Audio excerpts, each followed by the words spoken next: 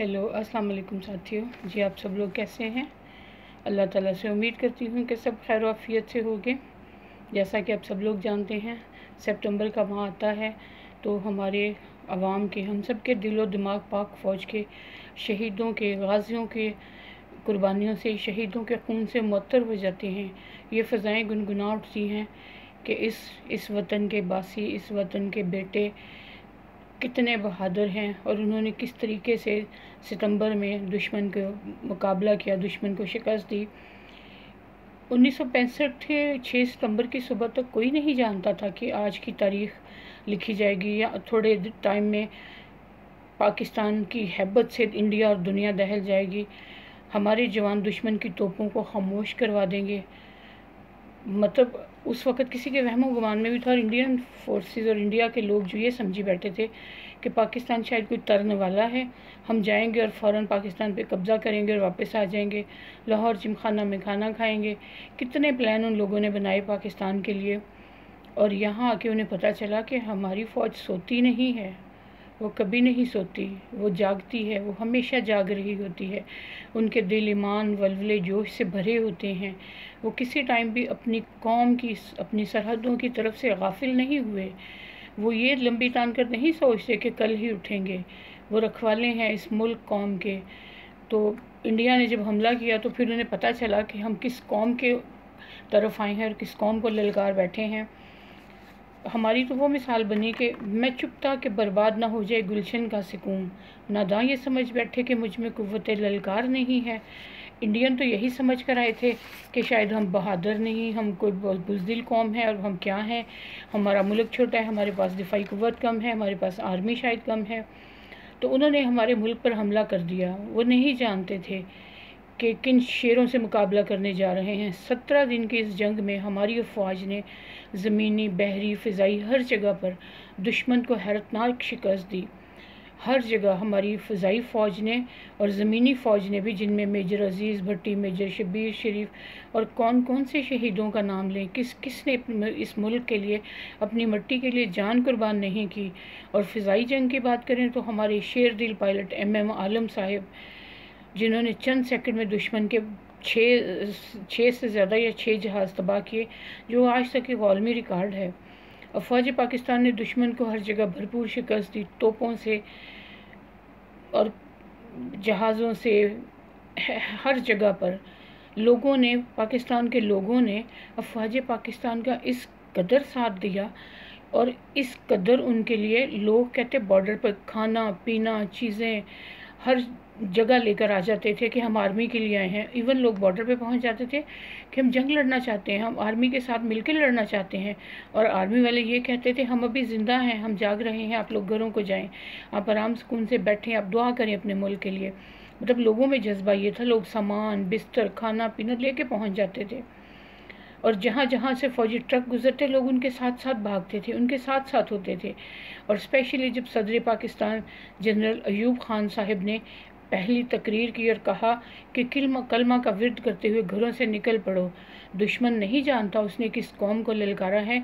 और अयूब खान साहब की वो स्पीच जो थी, वो लोगों का और आर्मी वालों का खून और जिस्म और उनके रूहों को वलवला दे गई। ऐसी उनमें गर्मी, जोश और शिद्दत पैदा कर दिया कि फिर उस फ़ौज ने साबित किया कि हम पाकिस्तानी ही हैं, हम ईमान के मालिक हैं, हम ईमान वाले हैं, हम मुसलमान हैं।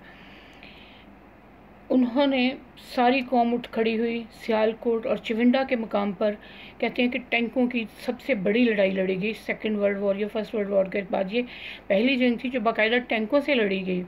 और दुश्मन इतने ज़्यादा टैंक लेकर आए, लेकिन हमारे फ़ौजी जवान, सलाम है उन माओं को जिन्होंने ये बेटे जन्म दिए, और सलाम है उन भाइयों को, उन बेटों को जिन्होंने अपने जिस्मों से बम बांधकर, वो कहते हैं कि टैंकों के आगे फ़ौजी लेट गए थे। और इंडियन हैरान होते थे कि ये कैसे फ़ौजी हैं जो टैंकों के आगे बम बांधकर लेट गए हैं।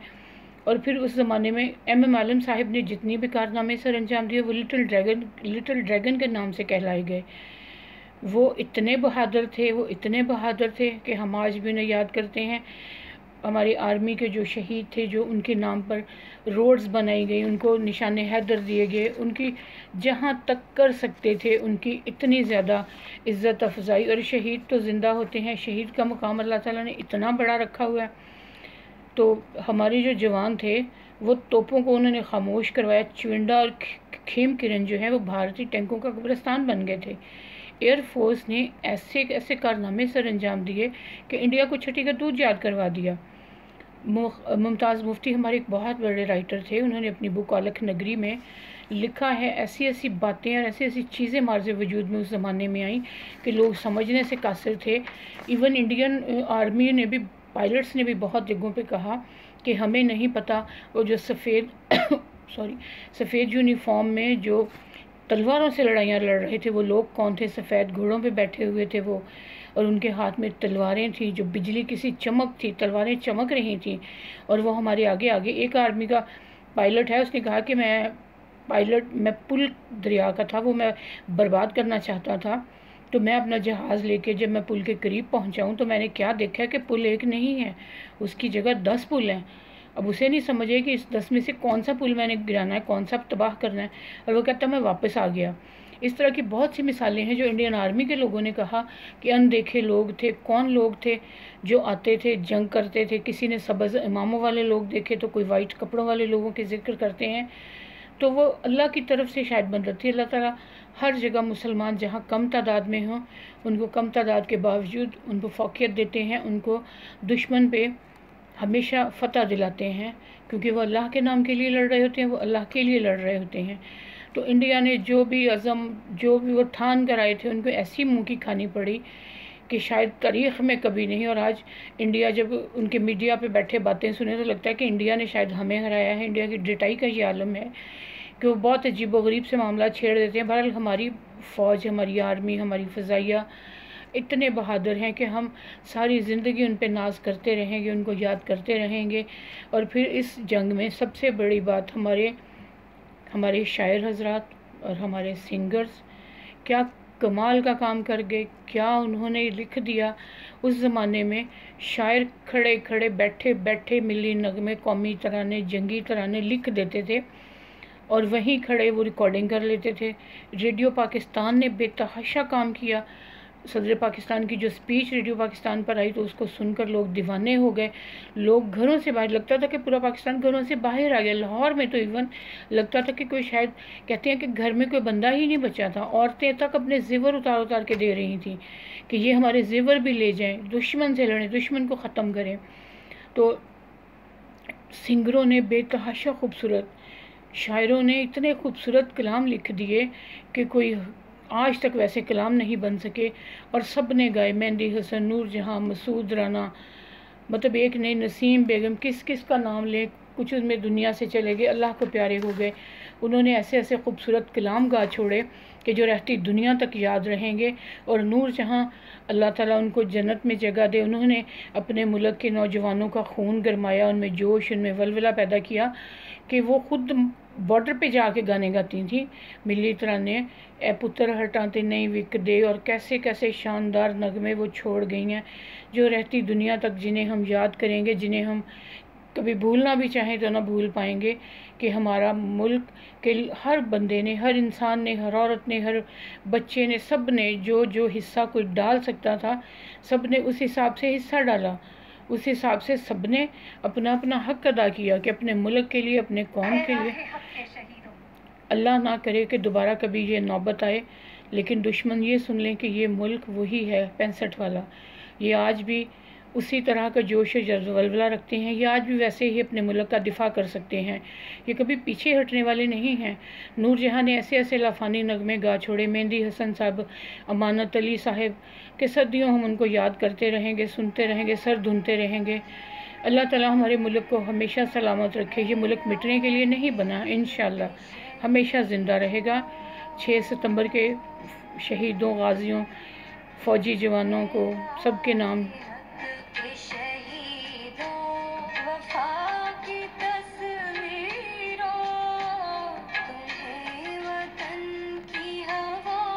ہم کل بھی ان کو سلام پیش کرتے تھے، ہم آج بھی ان کو سلام کہتے ہیں.